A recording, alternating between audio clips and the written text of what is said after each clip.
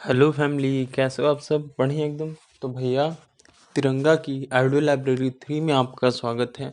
अब हम लोग आज अपना इसको आगे देखेंगे और सारी चीज़ें हम लोग रिवीजन करेंगे।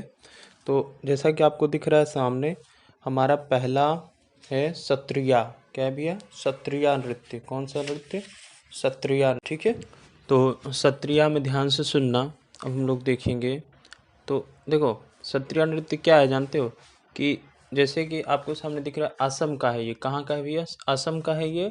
और भारत का सबसे नवीनतम शास्त्रीय नृत्य है। 2000 में इसे हम लोगों ने क्लासिकल डांस में, मतलब अपने शास्त्रीय नृत्य में इसको डाला था। किसको? क्षत्रिय नृत्य को। और असम का भारत का नवीनतम शास्त्रीय नृत्य है। और इसके जो जनक कहो या पिता कहो, वो हैं आपके संत शंकर देव, जिन जो अंकिया नाट है और धर्म वैष्णव से रिलेटेड है। ठीक है।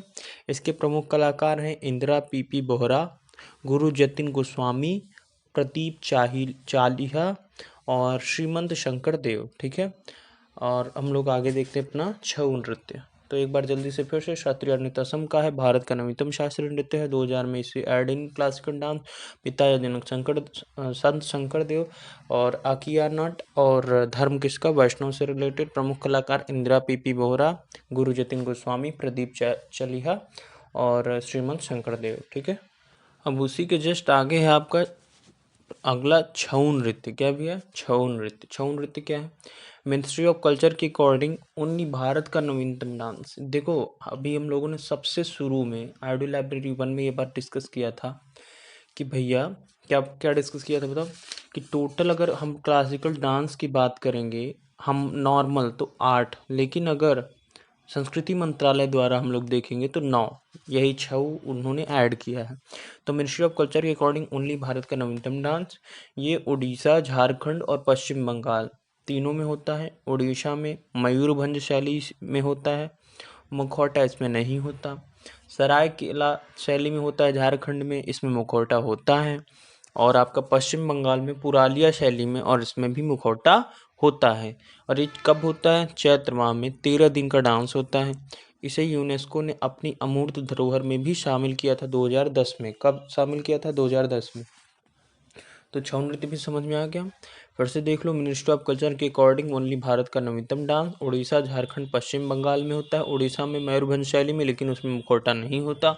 झारखंड में सरायकेला शैली मुखौटा होता है और पुरालिया शैली मुखौटा होता है। चैत्र माह में 13 दिन डांस होता है और हमारा चैत्र माह में 13 दिन का डांस होता है। इसे यूनेस्को ने 2010 में अपने अमूर्त धरोहर में शामिल किया है। ठीक है। और अब हम लोग आगे चलते हैं, अपना अगला नटराज मूर्ति के बारे में थोड़ा पढ़ लेते हैं। बाकी क्लासिकल डांस तो खत्म हो ही गया है, 9 तो थे ही, 9 खत्म हो गया है।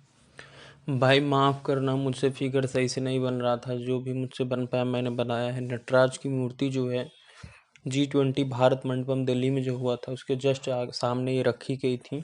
अष्टधातु की बनी हुई मूर्ति हैं। अब ध्यान सुनना, उनके सर के पीछे जो गोला सा बना रहता है उसे बोलते हैं प्रभामंडल।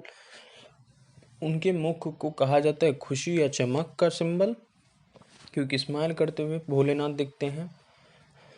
उनके जो राइट हैंड है, उसकी हथेली को, हाथ को अभय मुद्रा, आशीर्वाद देते हुए कहा जाता है। ठीक है।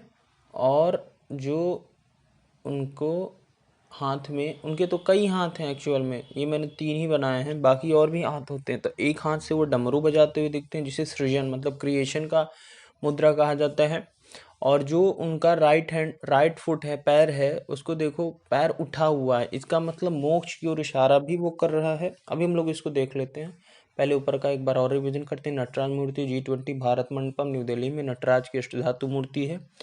पीछे की ओर प्रभामंडल है, मुख स्माइल कर रहे हैं तो खुशी या चमक का सिंबल। इनका एक हाथ राइट हैंड वाला अभय मुद्रा आशीर्वाद दे रहा है। लेफ्ट एक और जो हाथ है उसमें डमरू है, जो सृजन क्रिएशन का सिंबल है। ठीक है। और अगर चलो अच्छा एक बात, तो जो जमीन में रखा हुआ है उसमें देखो एक आदमी बना हुआ है, मतलब मनुष्य के अहंकार को पैरों के नीचे दबाना, ये भी भोलेनाथ का काम है। ठीक है।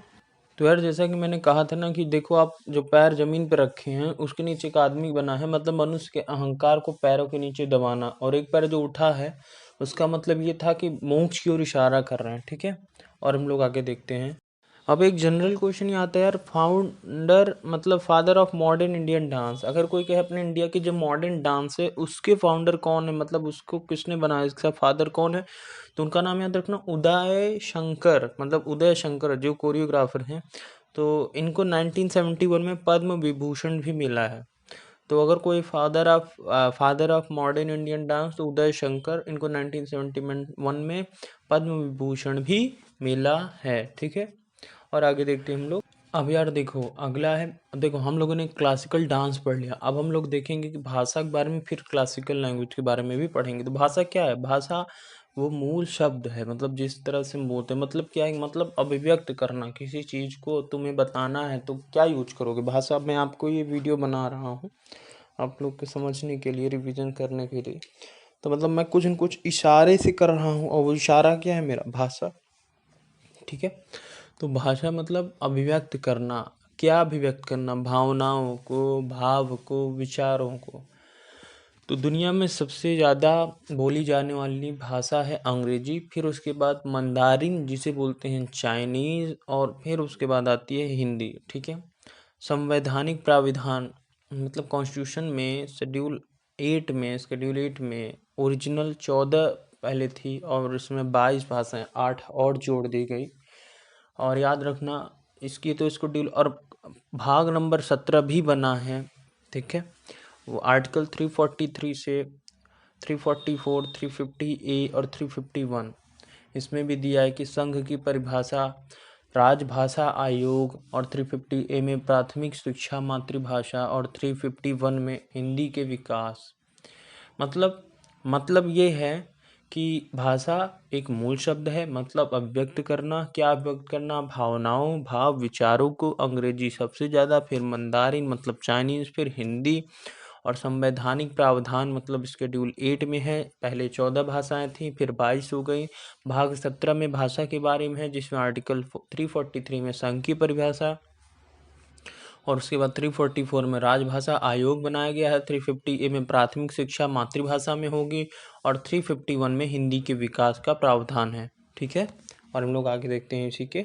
अब यार अगर आधार की बेस की बात करोगे, मतलब भाषा का बेस क्या है, तो देखो पहला ये भाषा का साहित्य मौलिक होना चाहिए। ठीक है, अगर कोई भाषा को आप क्लासिकल लैंग्वेज में डालना, मतलब अपने कॉन्स्टिट्यूशन में डालना है, तो भैया उसके लिए आपको, ये क्लासिकल नहीं, ये भाषाएं हैं, क्लासिकल लैंग्वेज अलग हैं। ठीक है, वो केवल 6 हैं, अब 9 हो गई हैं, तो वो आगे देखेंगे। ये केवल भाषा है, कंफ्यूज ना होना। ठीक है, तो आधार क्या होना चाहिए अगर आपको उसको कॉन्स्टिट्यूशन में डालना, जैसे 22 भाषाएं तो हैं, लेकिन इनके अंदर क्या क्या क्वालिटी थी। तो पहला क्वालिटी ये है कि भाषा का साहित्य मौलिक होना चाहिए, अर्थात किसी अन्य भाषा से उधार नहीं लिया हो। ठीक है, याद रखना अगर क्लासिकल लैंग्वेज में डालना है तो कौन सी लैंग्वेज, अब देखो क्वेश्चन देख लो, अच्छा राइट साइड में जो टॉपर है, कौन सी लैंग्वेज भारत की क्लासिकल लैंग्वेज होगी, यह कौन तय करता है, तो इसको तय करता है मिनिस्ट्री ऑफ कल्चर। ठीक है, और 5 फरवरी 2014 में संस्कृति मंत्रालय द्वारा शास्त्रीय भाषा का आधार प्रस्तुत किया गया है, और यही आधार मैं आपको बता रहा हूँ। ठीक है, तो ध्यान से सुनना, भाषा का साहित्य मौलिक होना चाहिए, अर्थात किसी अन्य भाषा से उधार नहीं लिया हो। इसीलिए क्लासिकल लैंग्वेज में हिंदी को नहीं डाला गया, क्योंकि ये संस्कृत की उत्पत्ति है, संस्कृत को डाला गया है, तमिल को डाला गया है, और भी हैं, प्राकृतिक को डाल दिया गया अभी अभी। ठीक है, और भाषा का जो इतिहास है वो 1500 से 2000 वर्ष पुराना हो, और उसका इतिहास मूल्यवान भी हो, ऐ वै नहीं हो। ठीक है, तो समझ में आ गया। पहली बात उधार की नहीं होनी चाहिए, दूसरी उसकी इतिहास 1500 से 2000, और तीसरा उसका मूल्यवान विरासत हो। ठीक है, और देखते हैं हम लोग इसी के जस्ट आगे वाला। अब यहाँ पर क्या लिखा है, प्रेजेंट में टोटल शास्त्रीय भाषाएं पहले 6 थी, 3 और ऐड कर दी गई, जो भी आपको बोल रहा था मैं। कौन कौन, पाली, प्राकृतिक और फारसी। फारसी को भी जोड़ दिया गया। ठीक है, क्योंकि टाटा लोग फारस के हैं। चलो ठीक है, तो यहाँ तक हम लोग का तिरंगा का ऑडियो लाइब्रेरी 3 कंप्लीट हुआ। मिलते हैं तिरंगा की 4th ऑडियो लाइब्रेरी में, तब तक के लिए जय श्री राम, जय सिया राम, बाय। ठीक है।